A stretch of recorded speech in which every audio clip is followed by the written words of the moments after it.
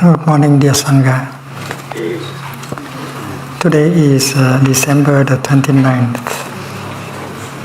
of the year 2013, and we are in the Stillwater Meditation Hall of the Upper Hamlet, Plumlesh, during our winter retreat. Welcome to the Upper Hamlet. It's very nice to sit together and to breathe together.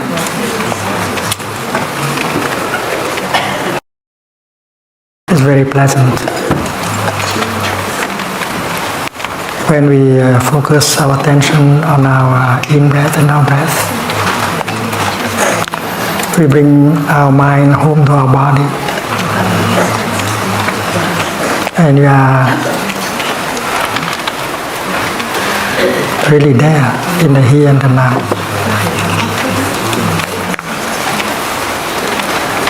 Mindful breathing produces awareness.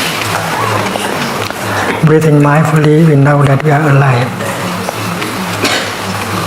And to be alive is a wonderful thing. We have a body. We have feet to walk, lungs to breathe, eyes to see. All these are wonderful things. So just breathe in and out, and we touch all these wonders of life that are in us and around us. When we sit together and breathe in together, we can hear the sound of the rain. The sound of the rain is also a wonder of life.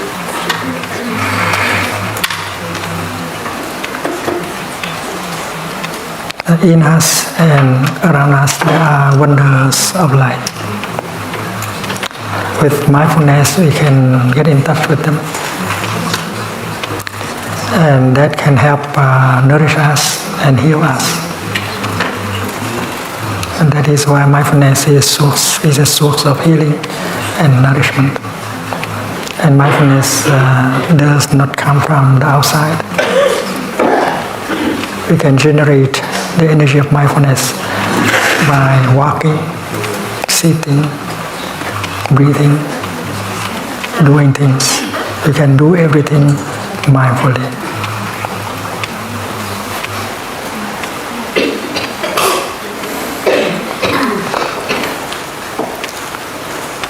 We think that there are 2 more days, and then the year 2013 will be gone. Is that true? The year is going to die. The year 2013 is going to go away. Can we speak about the birth of a year or the death of a year? And this is an object of meditation. We know that the notion of month, day and hours are invented by us. They are conventional designations, like the euro, the dollar. They are invented by our mind, and the value of these things depend very much on our way of thinking. So the notion of year is also a notion that we have fabricated. Things are, first of all, conventional designation. Year. What does it mean to die?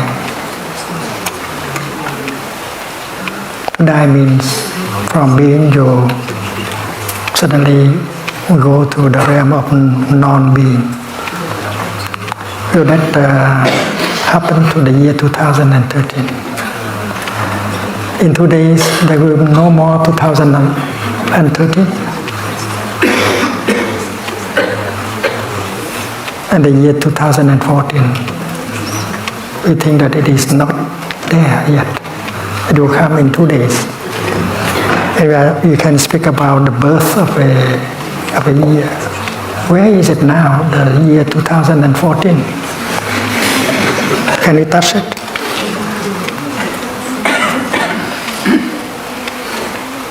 And the new year can be really a new year, or it is just the repetition of the old year. Depends very much on us. Now the year is ending, and we should be able to ask ourselves these simple questions. What I have done during the year 2013? Have I been able to produce feelings of joy and happiness during my days? Have I learned to produce a feeling of joy, a feeling of happiness every day during the year 2013? We have learned that with mindfulness we can produce a feeling of joy, a feeling of happiness whenever we want. Because we are a practitioner, we should be able to fabricate, to produce a moment of joy, a moment of happiness. We know what conditions, what ingredients we need in order to produce a feeling of joy, a feeling of happiness for us and for the person, the people we love.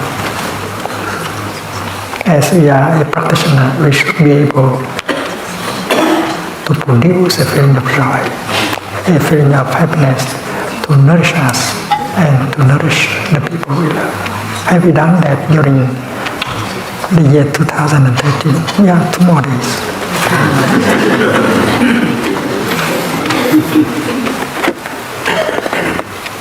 And then we may ask, have I been able to take care of the painful feeling, of the painful emotions during the year 2013? From time to time, a painful feeling comes up,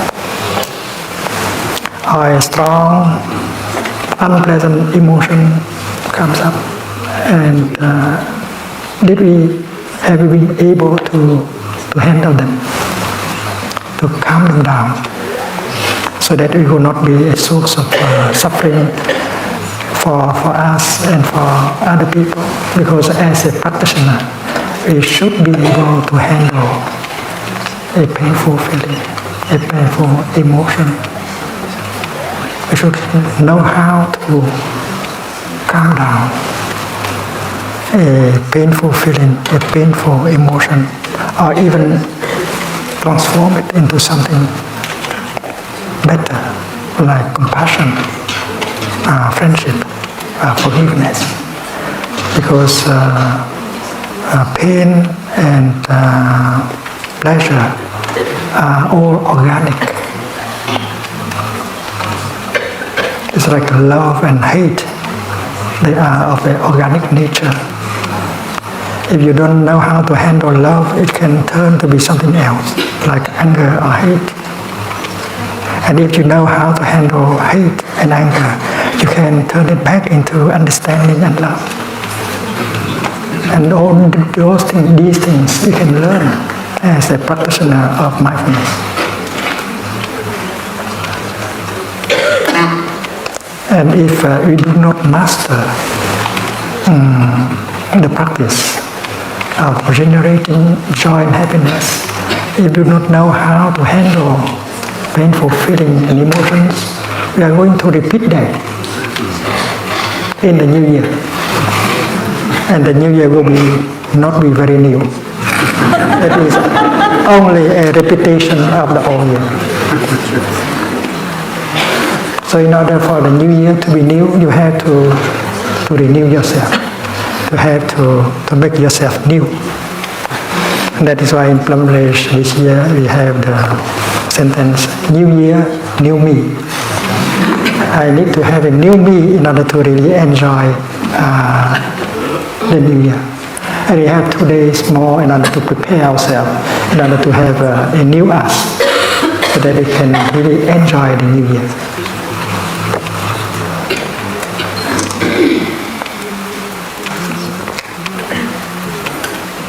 The year is time, and time is linked to space and action. In some Buddhist schools, people think of space as unconditioned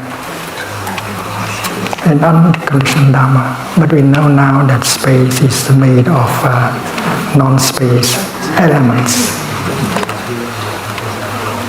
Space is made of matter, of speed, of time, of many other conditions.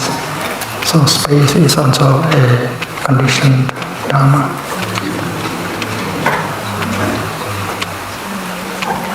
And the year that is going to end, that is our invention, our fabrication, our product. The value of the year depends on our way of acting, reacting, our way of living our life. The value of the year depends on our way of life. And if we know the practice of mindful breathing, mindful walking, mindful dealing with pain and sorrow and anger, and we can improve the quality of our action, improve the quality of our life, improve the quality of our days and months and years.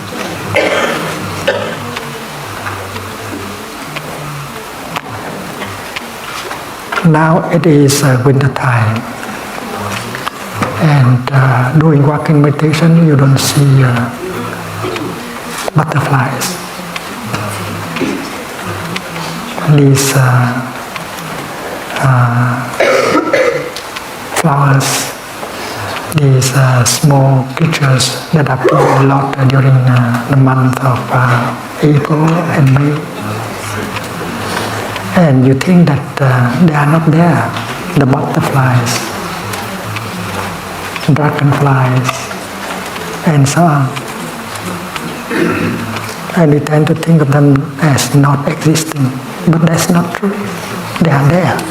They only wait for the month of April to manifest. So the year 2013, you don't think that it is already there, but it is already there. You don't need to wait for 2 more days in order to touch the year 2014. It is already in you and around you. You can touch it now. You know that in springtime these butterflies will manifest, but that does not mean that they do not exist now. They are hidden. They are somewhere, very alive, waiting for conditions to manifest. So the same thing is true with 2014.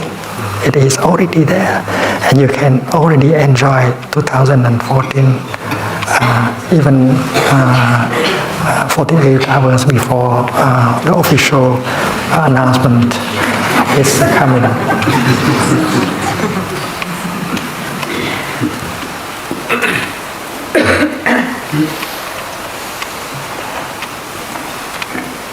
When we think of our childhood, you were a little girl, you were a little boy. You are no longer a little boy, a little girl. Has he died, the little boy? Has she died, the little girl? No. The little boy, the little girl is still very much alive in you. And sometimes your behavior is very much the behavior of a little boy or a little girl. So the little boy, the little girl has not died. It's always there, and you can touch him or her. So meditating like that, we see that things continue. Nothing is born. Nothing dies. And that corresponds with the first law of thermodynamics. You cannot produce anything. You you cannot destroy anything, whether it is matter or energy. You can transfer matter into another kind of matter. You can transfer matter into energy. You can transfer energy into another kind of energy. You can transfer energy back into matter, but you cannot produce. No, you cannot destroy anything. And then that is the teaching that corresponds to the teaching of no birth and no death. Birth and death are only on the surface. If you go down deeply, there is no birth and no death. The same thing is true with 2013. And maybe we can sing au revoir in the beginning of 2014. We say au revoir to 2013. But as soon as we think au revoir, it continues in 2013. To me, the year 2013 is going to continue. Even in the month of January 2014. We think that our ancestors are no longer there. They are dead. But that's not true. Our ancestors are always alive. If we look deeply into every cell of our body, we can see their presence. Our ancestors, they are fully present in every cell of our body, and we carry them to the future. So their nature is also the nature of matter and energy, the nature of no birth and no death. To meditate means to have the time to look more deeply, to see things that people who do not meditate cannot see. And if you do well, you can touch your nature of no birth and no death.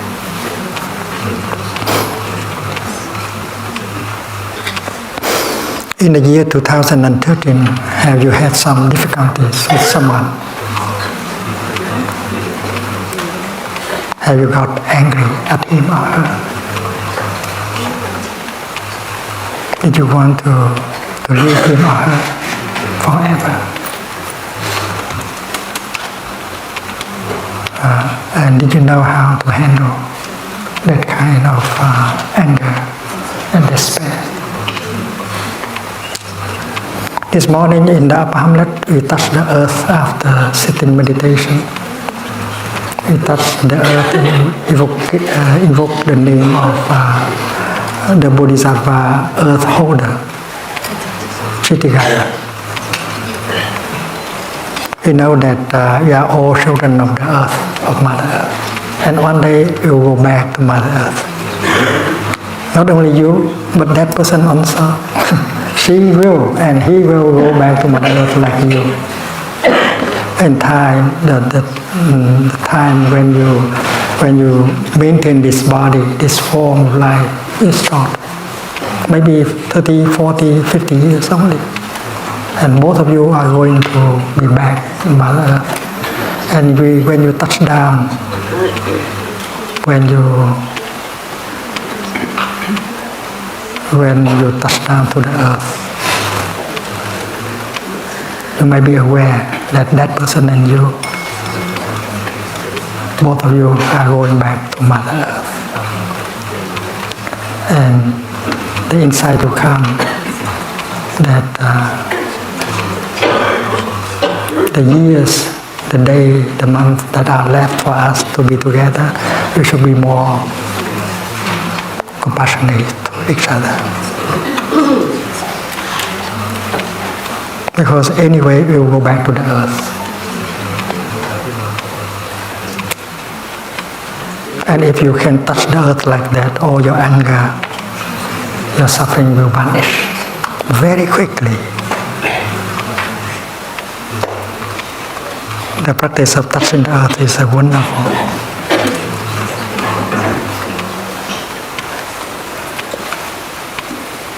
one day, that's sure, you go back to Mother Earth.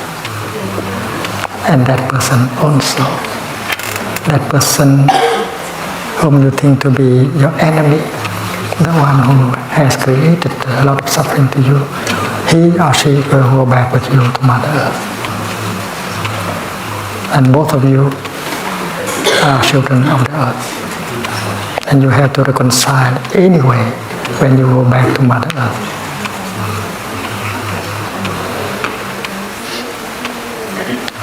And if you are in love with him or her, and you know that also one day you will go back to Mother Earth.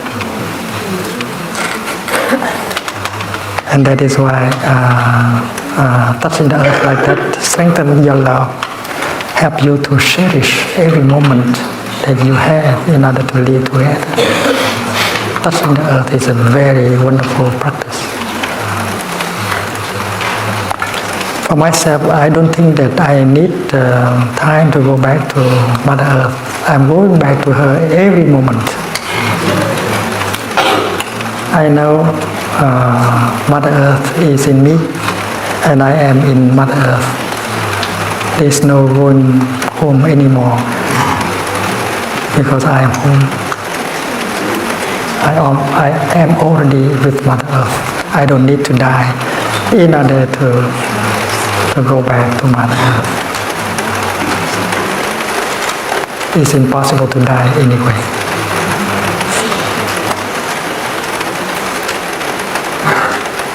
When you meditate on a cloud, you see that the cloud can never die. Because to die means from nothing, from something you become nothing. And that is impossible. It is impossible for something to become nothing. Your cloud can become the rain, can become the snow, the ice.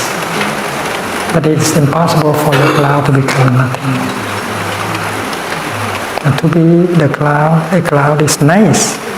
But to be the rain falling down on earth is also very nice. And to become snow is also very nice. And that is not dying. That's a changing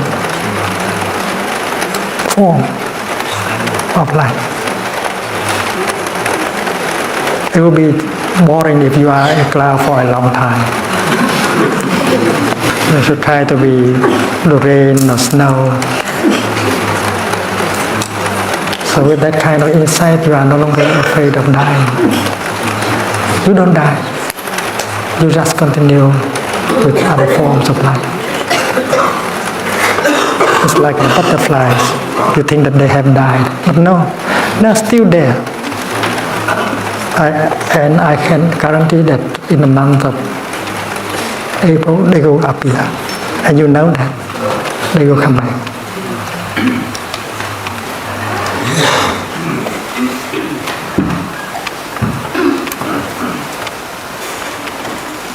Mother Earth is our home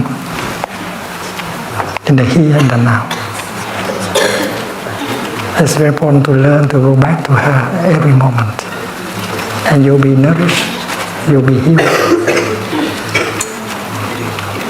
Because Mother Earth has the power of healing and nourishing.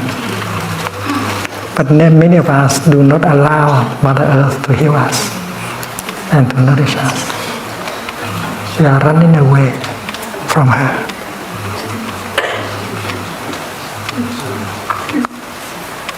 It means we are running away from ourselves. And technology is helping us to do so. We are not comfortable with ourselves because we don't know how to handle a feeling of pain and a strong emotion. We don't know how to handle the loneliness, the fear, the anger, the despair in us. That is why most of us try to run away from ourselves because we don't want to suffer. we have the impression that if we go home to ourselves, we will encounter these blocks of pain, sorrow, loneliness. That's not pleasant. That is why silently many of us, most of us are trying to run away from ourselves.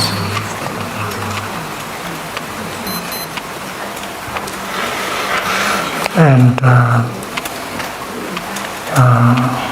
electronic devices that we buy and use, they are helping us to run away from ourselves.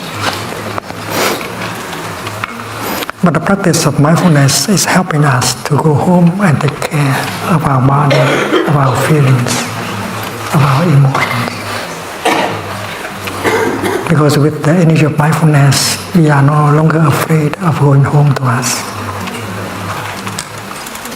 Going home to us to do what? To restore peace, harmony in our body, in our feelings. And that is the practice. With the practice of mindfulness, you can come home to your body and help release the tension in your body. And when the tension is gone, the amount of pain in your body will be reduced. And you learn how to enjoy your body, how to enjoy every breath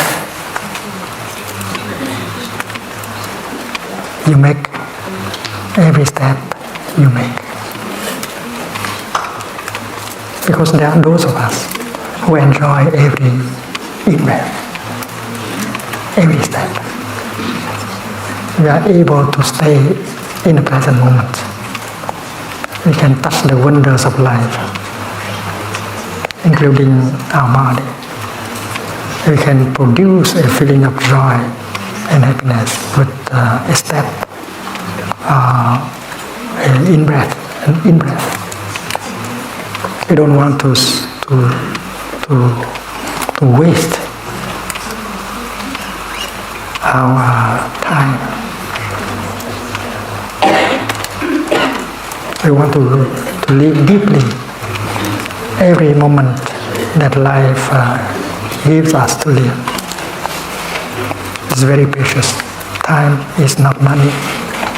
Time is much more than money. It's life. And those of us who know how to practice mindfulness are capable of producing a feeling of joy, a feeling of happiness. Because when you go home to ourselves, we recognize that we are so lucky. We have eyes still in good condition. We can enjoy the cosmos, the ocean, the stars, the trees, the beautiful planet. Every species on earth, they are all wonderful. We have strong feet to run and to walk, to climb. We have eyes to see, ear to hear, to listen. And mindfulness helps us to make the best use of our sense organs in order to enjoy the wonders of life. And we do not allow anger and worries and fear to carry us away. Because the practice of mindful breathing, mindful walking can help you stay in the here and the now and get in touch with these wonders of life. And when the time comes for you to handle a feeling of fear, anger, you know how to do it. Because fear, anger are also organic. They can be transformed into something more positive. A feeling of anger can very well be transformed into a feeling of compassion. You are angry at him or her because you believe that that person has made you suffer. That person has the intention to make you suffer. But if you have mindfulness and concentration and look, you see that person has suffering in him or not. And because he or she does not know how to handle the suffering, that is why he or she continue to suffer. And even if he doesn't want to make you suffer, he make you suffer anyway. He cannot help. He's helpless. He does not know how to handle the suffering in him. And you who are a practitioner, you know how to handle a feeling of pain, a feeling of anger. You can get a relief. But that person does not know. So the moment when you see that your anger is transformed, that person needs help and not punishment. You just take some time to look at him or her, and understanding will come. Understanding will bring compassion right away. And you don't suffer anymore when compassion is born in your heart. And that can happen quickly. Therefore, anger is impermanent.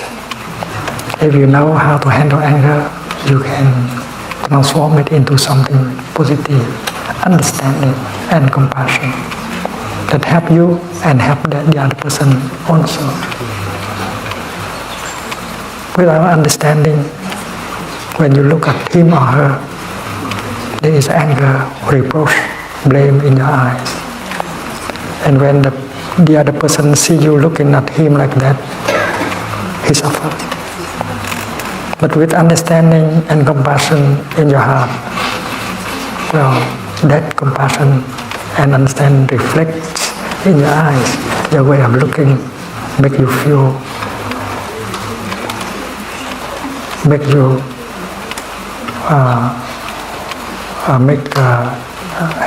disappear, make the anger disappear. And in your eyes there is that element of understanding and compassion.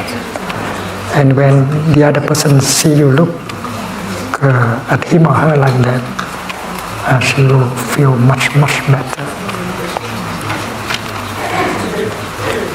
And that is why producing the energy of understanding and compassion is possible to help you suffer less and help the other person suffer less at the same time.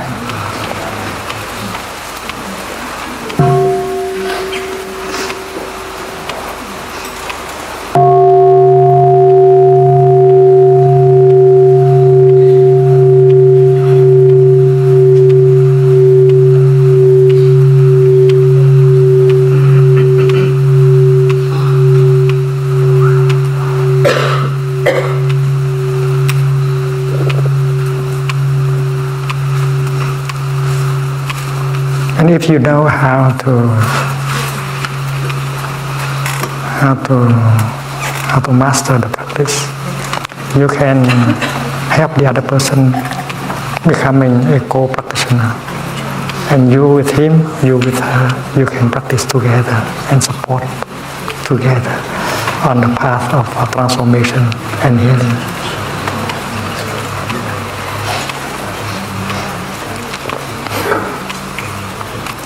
Last week we have begun to speak about true home. And true home is not exactly a place in time or space that you go to. The true home depends on your understanding, your insight. True home is available at any time, anywhere, if you know how to recognize your true home. Your true home you have to build for yourself. The Buddha, before he passes away, he told his disciples that everyone has an island within themselves, and where you can feel safe and calm, peaceful, and happy.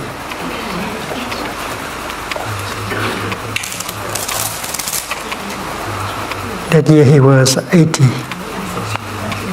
and after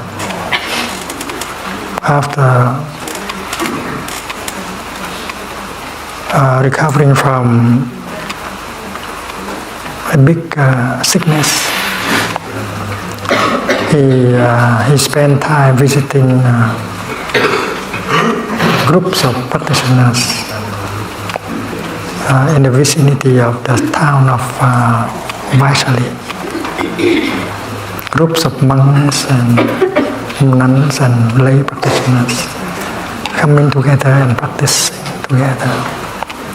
And he gave them very short Dhamma talks. And these Dhamma talks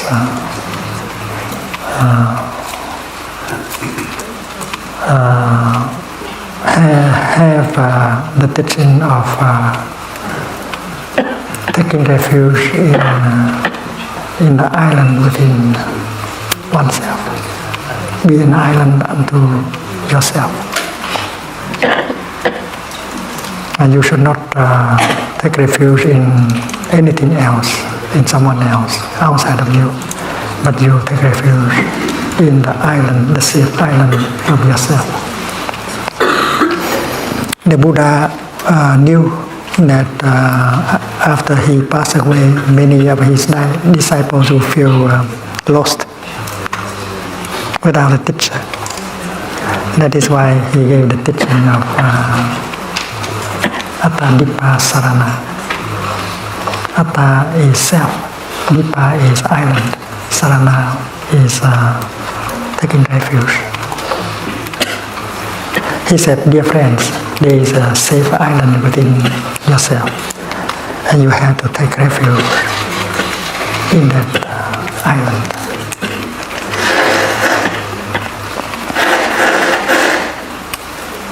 We know that the Buddha has taught us how to breathe, how to walk. And mindful breathing, mindful walking always bring us home to ourselves. First of all, to our body. Your body is the first element of home, of true home. You have to learn to go back to your body and reconcile with your body. You may have abandoned your body, let it down for a long time. You have allowed a lot of tension and pain and stress to be accumulated in your body. You have not been kind to your body. When you spend 2 hours with your computer, you forget entirely that you have a body. And your body is lonely. There is a tension, there is pain in your body, but you just ignore your body. The computer is more interesting than your body. So you may like to do like monastics in Bangladesh. They program a bell of mindfulness in the computer, and every quarter of an hour you hear the bell. You stop working, you go back to your body and enjoy breathing and reconcile with your body. Dear body, I am here for you. That is statement of love. And you help release the tension in your body and so on.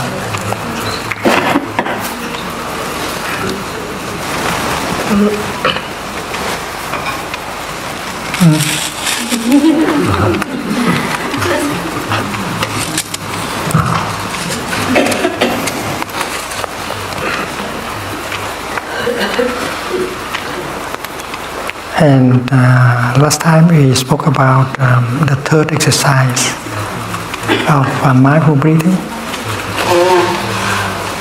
suggested by the Buddha. The third exercise, breathing in, I'm aware of my whole body. Very simple exercise, bringing your mind home to your body and recognize the existence of your body. My body, I know you are there. Breathing out, I smile to my body. That is an act of reconciliation, an act of love. And the fourth exercise of mindful breathing is breathing in, I release the tension in my body. And these exercises are very practical. And as a practitioner, you should practice them several times a day, all day long. Sitting in a car, sitting in our office, sitting on the grass, sitting in the dining hall, or you can always become aware of our body and release the tension in our body. Sitting and release the tension. And that is the first thing you do when you practice sitting meditation. The first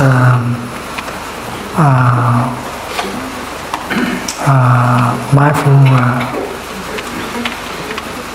in-breath and out-breath are direct to your body. Recognizing your body and release the tension in your body. And that we can do anywhere, at any time, taking care of our body. Because our body is the first element of a true home. True home should be pleasant. Otherwise, you don't want to go home, to go to that place. And then the next, the first four exercises of mindful breathing are about your body. How to take good care of your body.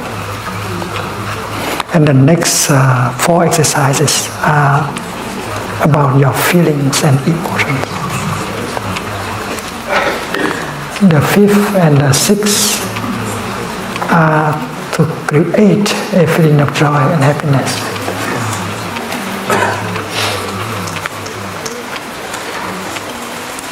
Mindfulness helps us to become aware of the many conditions of joy and happiness that are already available. You don't have to go and look for them in the future. They are available in the here and now. Plenty of them. More than enough for you to generate joy and happiness. That is the art of happiness.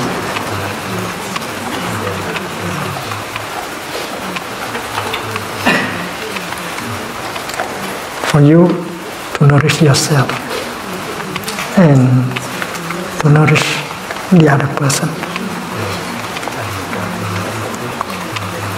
And the next two exercises, the 7 and the 8, is for you to recognize the painful feeling, the painful emotion. Breathing in, I am aware of the painful feeling arising in me, the painful emotion arising in me. That is a kind of energy, the painful feeling. And if you are not a good practitioner, you don't know how to handle that energy. You allow that energy to create damage. And the only way for you to deal with it is to cover it up. You go and look for something to consume, food, music, internet, to forget that. And that is not the best way. And many of us react to the painful feeling in that way.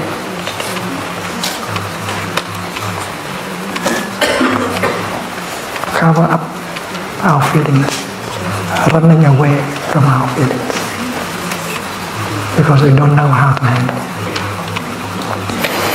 But with the 7th and the 8th exercise of mindful breathing, you know how to do it.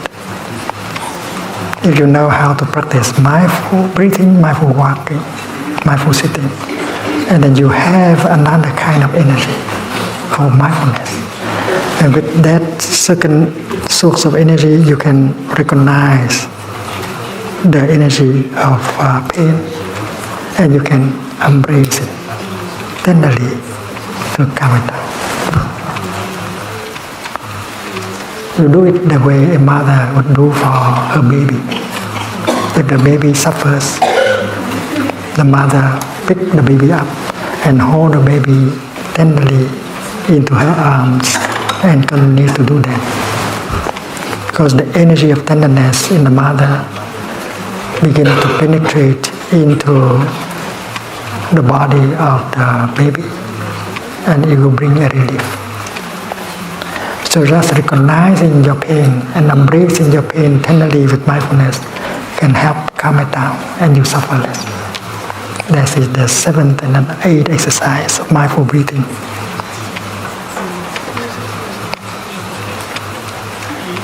In the beginning it may be a little bit difficult, but we have to train ourselves.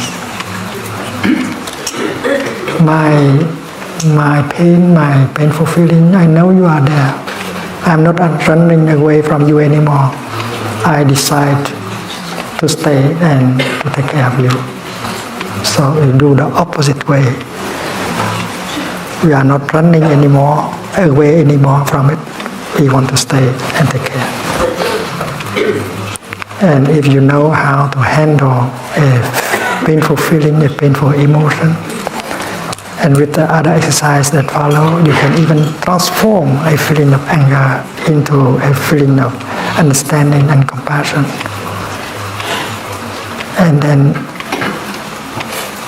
your feeling of joy and peace and happiness become the second elements of your true home. Your true home you have to create, to restore it.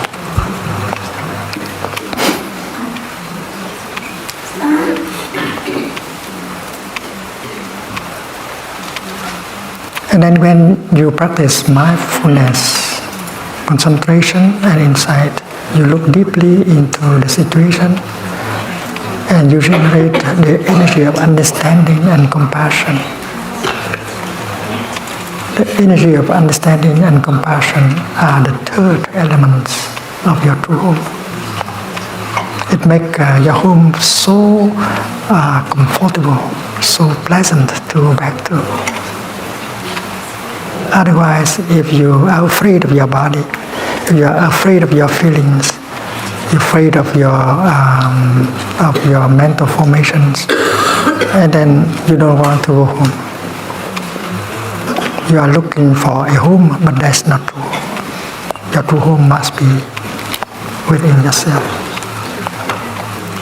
And the Dharma help you to build a home inside.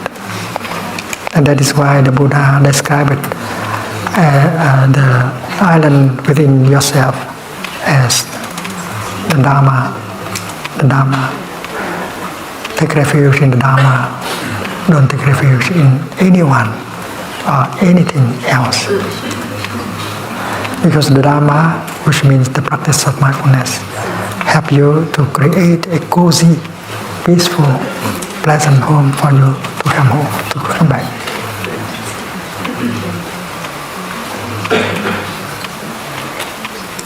And last week we have already begun to discuss about this. And we also added that when we are a group of people, when we are a family,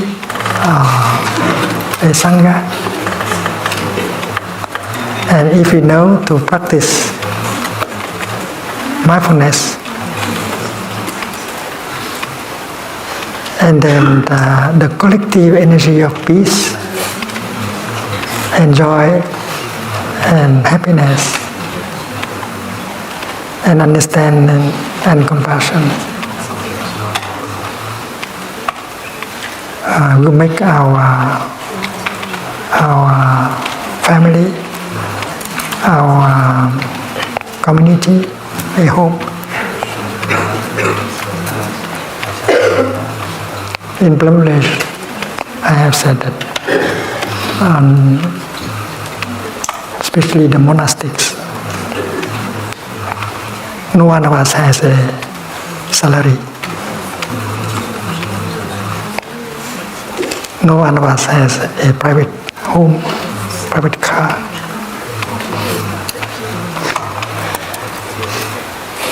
And yet, we feel very much at home with our Sangha, because we have the practice of mindfulness, of deep listening and loving speech. We can build brotherhood, sisterhood, and every time we go away, we have to go away, and then we always remember the Sangha as a home.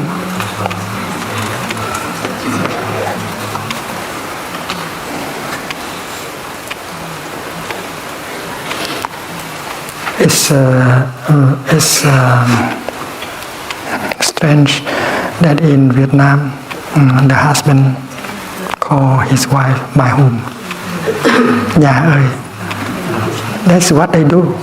And the husband call his wife my home. Your partner is your home. And when you ask the husband, where is she now, your wife?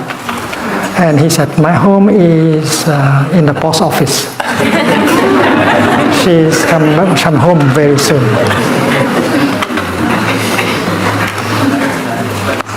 And when the husband called his wife from the kitchen, my home, are you there? Yes, home, I am home.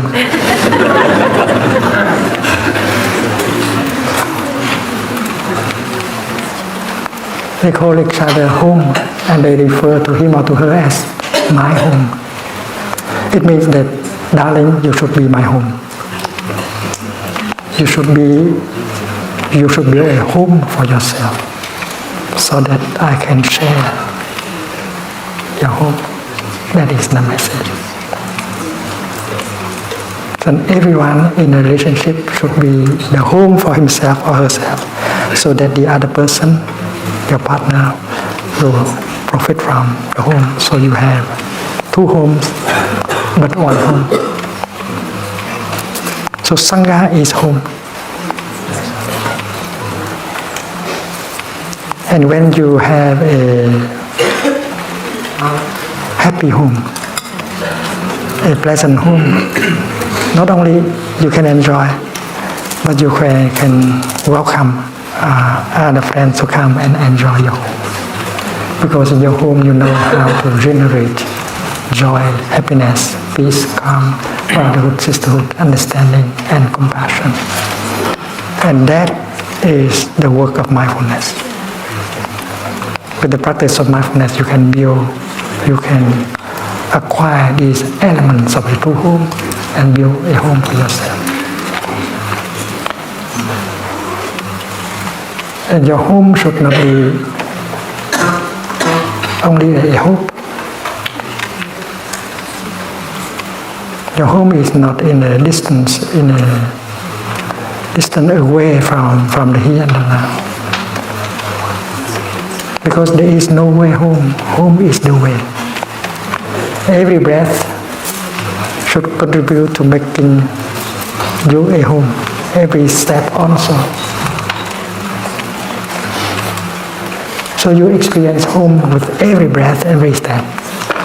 Because every breath, every step can generate peace and joy and happiness. Every step, every breath can help calm down a painful feeling. so you have faith in your home. And when everyone in the community practices the same thing, we create a quality home that is for all of us and for other people who come to share the practice with us. If you are the chief of an enterprise, you might like to transform your company into a home.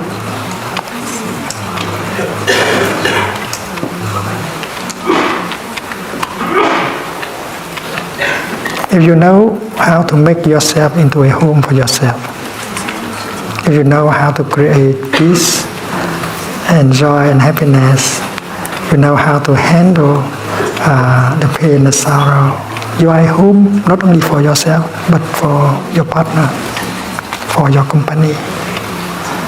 And you have in your company many assistants, collaborators. And as you know how to look at them with compassionate eyes, understanding eyes, and then you can help them to create their own home. And the direction of the company,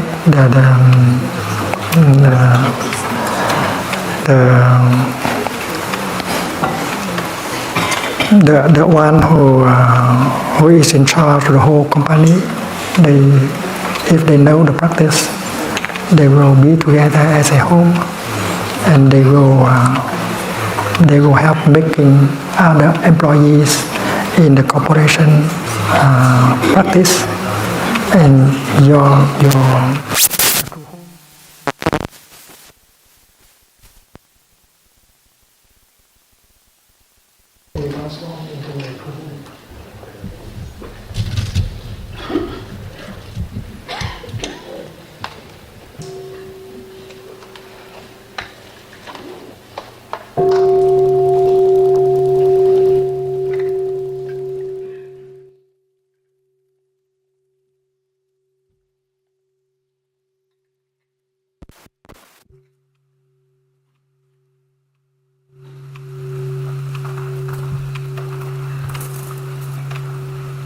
Earlier this year, we visited the World Bank, and we discussed a little bit about this practice.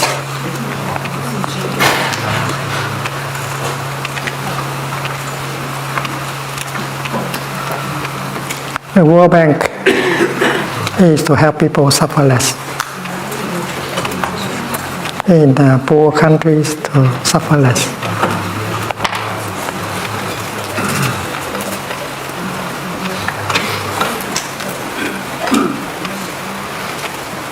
But not with the money alone, because money cannot really help people to suffer less. Especially when people do not know how to handle money, they create more suffering.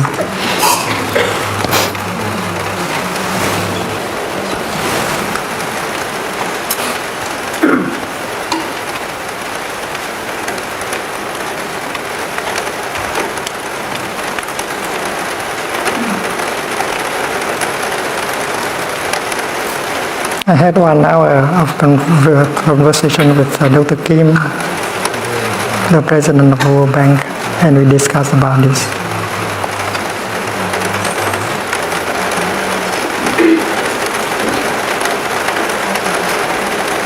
We have the intention to help people suffer less. That is a source of energy. And we have to nourish that intention. Because we are not there to make only to make a living, and everyone in the organization, in the company, should be inspired with that intention to help people to suffer less. But if you yourself do not suffer less, how can you help people to suffer less? And that is why the practice of mindfulness help you to suffer less as a director, a president. And if you do well in the practice, you can help your wife, your children to do so. And then you have the support of your family in bringing this kind of practice into your organization. So you begin with yourself, and then you continue with members of your family. And when you are happy as a family, you can bring the practice to your organization. Collaborators, co-executive, and so on. So with deep listening, compassionate listening, you can listen, you can understand the suffering and difficulties of your associates, and slowly you build up a home among that group of leadership, and you become a home.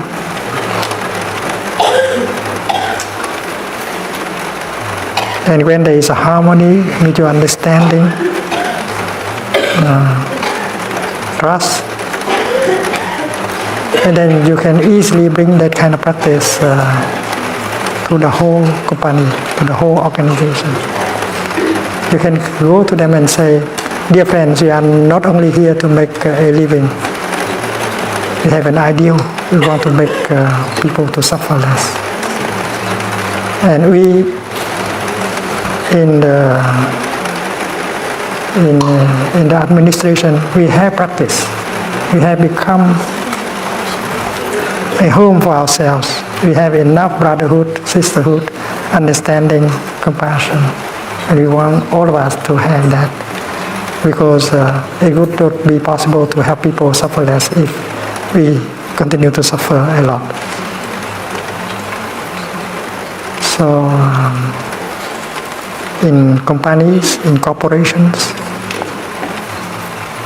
the practice of compassionate listening is very important. Not only the director has to be able to listen, but he needs so many people to have the power or capacity to listen. You have to listen to every member of your company, of every company. And we recommended that to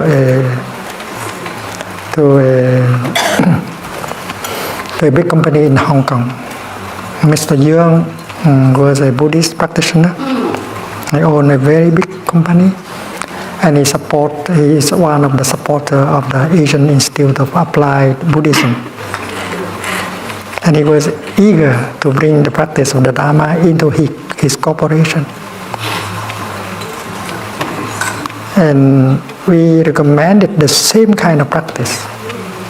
He practiced these kind of practices that help him to have a true home in himself. And he can practice to help his wife and children. And then we promise that we can help him train 200 people in the art of compassionate listening. We can train them for 2 weeks.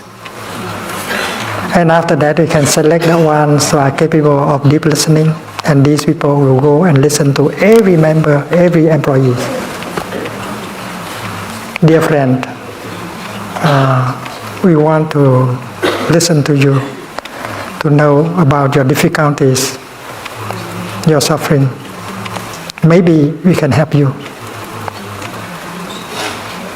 So please tell us. And before you can do something to help, your practice of compassionate listening can already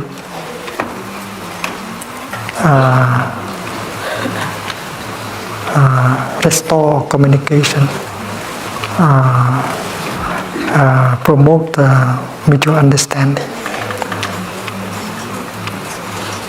And that is the process of Sangha building. You can build a Sangha out of your family.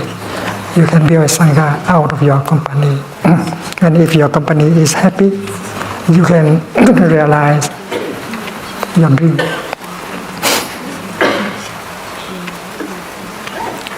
We in Plum Village, we used to make a joke that we are also a company. But our purpose is not making money. The work we do every day is to organize retreats and days of mindfulness. And the retreats of mindfulness, they are attended by 1,300, 500 people. A retreat like that would last 6 days. And on the 4th, 5th, and 6th day, we see a lot of transformation and healing. And that is what we earn, the fruit of our practice.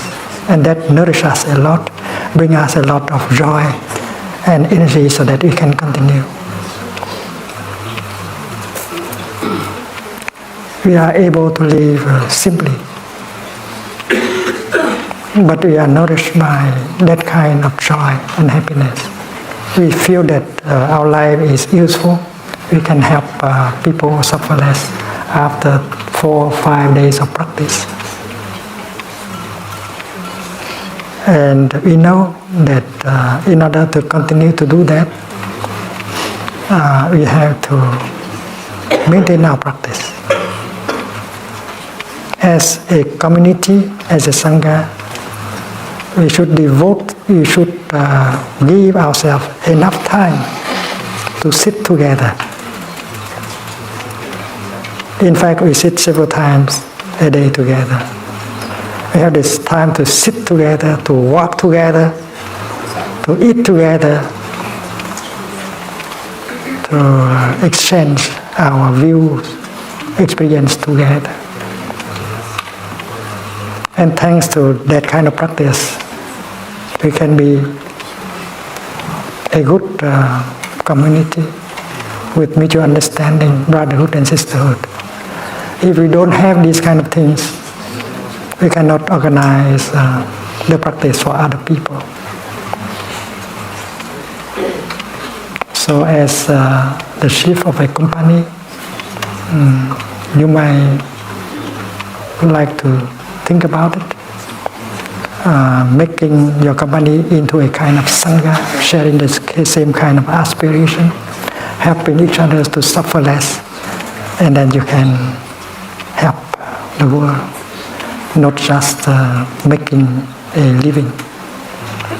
And that is the message we have sent to many people during the last teaching tour in North America. We spent 1 hour practicing with the people in Google. We practice sitting, walking, eating in mindfulness.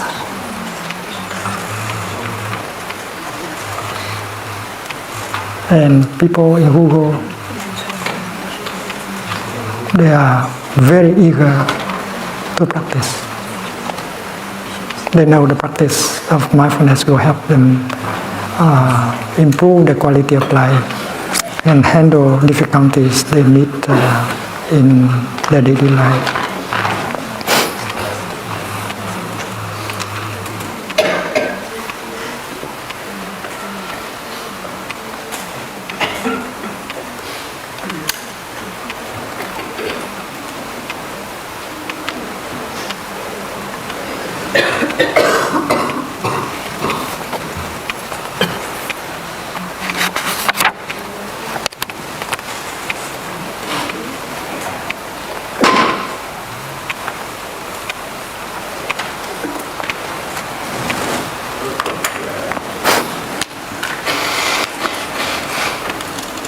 When we sit together like this,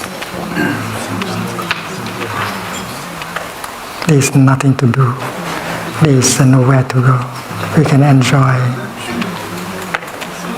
our body, our feelings.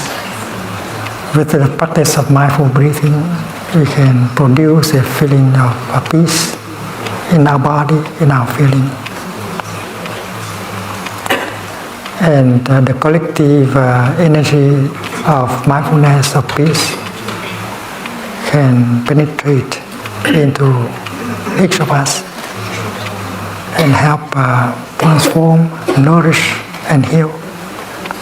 And that is the advantage of practicing with a Sangha. The Sangha is a rule. And when I met Martin Luther King in '66 in Chicago, we already began to discuss about Sangha building, because we share the same belief that without a Sangha you cannot do much. Even if you are a very talented person, but if you do not have a community with you, you cannot do much. You cannot realize your dream. He said he had a dream. And all of us have a dream also. We want to do something with our life. But alone we cannot do it. We need a Sangha. The Buddha understood that. That is why the first thing he did after enlightenment is to go and look for members of his Sangha. And at the end of the first year, he already had a Sangha of 1,000 people. He is a excellent Sangha builder. Dear friends, if you want to realize your dream, you need a Sangha. Martin Luther King used the term beloved community instead of Sangha. Last time I met him was in Geneva. We discussed a little bit more about that. And I was able to tell him, Martin, in Vietnam, although we are in a war, but we appreciate very much your action in the United States of America as a fighter for civil rights. And in Vietnam, we consider you as one of the Bodhisattvas. He was very pleased to hear that. But unfortunately, he was killed a few months after that.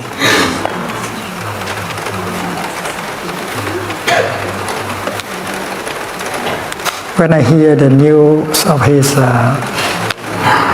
assassination, I get sick. I had to stay in bed for several weeks. But I made a determination to continue the work of Sangha building. And because I had not been able, I was not allowed to go home to my country. So I spent 40 years in exile. And I had used that time to build my Sangha in Europe, in America, and elsewhere.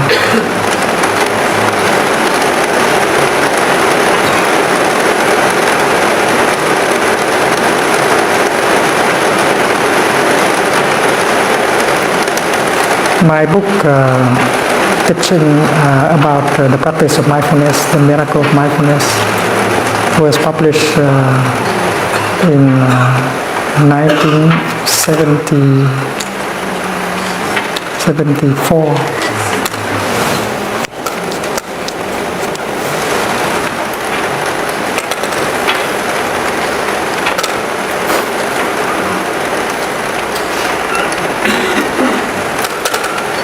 At that time, no publisher in France liked to publish that book, because nobody knows about mindfulness. But now, mindfulness is something quite well known in Europe, in America.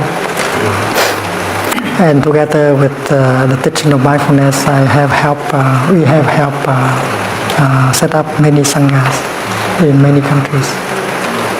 In big cities like London, New York, there are many sanghas.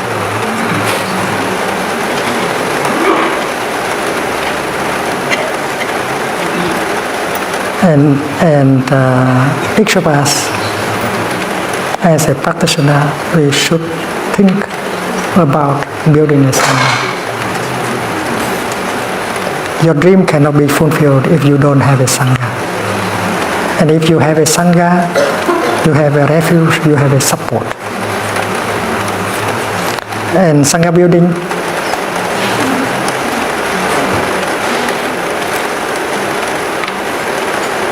is what you practice every day. You practice deep listening, compassionate listening. You speak, you use loving speech. You restore communication. You help people suffer less. You build brotherhood and sisterhood. And when you have a sangha, you can help many people. Sangha building is the most noble thing to do in your life. Not only it helps you to realize your dream, but it also helps you to help people suffer less. And when people come to the sangha, they have a refuge. And in the sangha, everyone is a cell of the sangha body. You know, in our body there are trillions of cells, and each cell has to generate the energy to nourish the whole body, to nourish itself and the whole body. So you are a cell in the sangha body, sangha kaya, and you are able to generate energy of mindfulness, concentration, insight, compassion. And if you can generate these kind of energies, you are a true cell in the sangha body. And a true sangha is a sangha that is made of cells like that. Every cell knows how to generate mindfulness, concentration, insight, compassion. It's wonderful to be a cell in the sangha body, because a true sangha always carries within herself the true dharma. Because without the true dharma, you cannot generate these kind of energies: mindfulness, concentration, insight, understanding, and compassion. So if you look for the real dharma, the living dharma, you have to look in a sangha.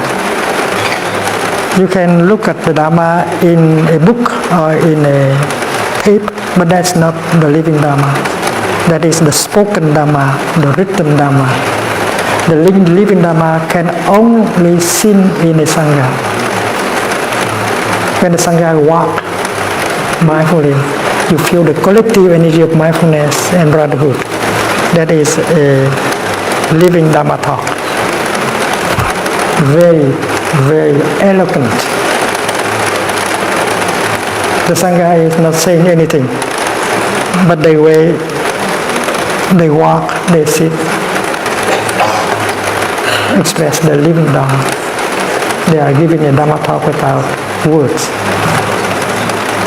So if you want to be in touch with the living dharma, the place you should go is a living sangha, a real sangha. And then if you are a cell in the body sangha, you are at the same time a cell in the dharma sangha, dharma kaya. Kaya means body. The Sangha is a body.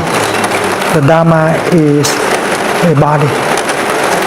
You are a cell in the Sangha body. You are at the same time a cell in the Dhamma body. And what about the Buddha? The real Buddha, you can get in touch in a Sangha. Because a Buddha is someone who is awake, someone who is understanding and compassionate. And if the true Dhamma is there, the true Sangha is there, the true Buddha is there also. The Buddha you see on the altar is a copper Dhamma and not a real Buddha. The real Buddha is made of understanding, compassion, mindfulness, concentration. So if you are a cell in the Sangha body, you are also a cell in the Buddha body. To be a Buddha is not so difficult. You become a cell in the Buddha body, and you are the body, and you are the Buddha. Because as a cell in the Sangha body, you know how to generate mindfulness with every step, every breath. You generate understanding and compassion, and therefore you are truly a cell in the Sangha body. And if you are truly a cell in the Sangha body, you are also a cell in the Buddha body. So Buddha, Dhamma, and Sangha, the three jewels, are not something far away. They are touchable. You can get in touch very easily. And that is the object of your refuge. Buddha, Sangha, Dhamma are your true home, and it is inside of you, the island of self. So with that kind of understanding, we'll be ready to welcome the year 2014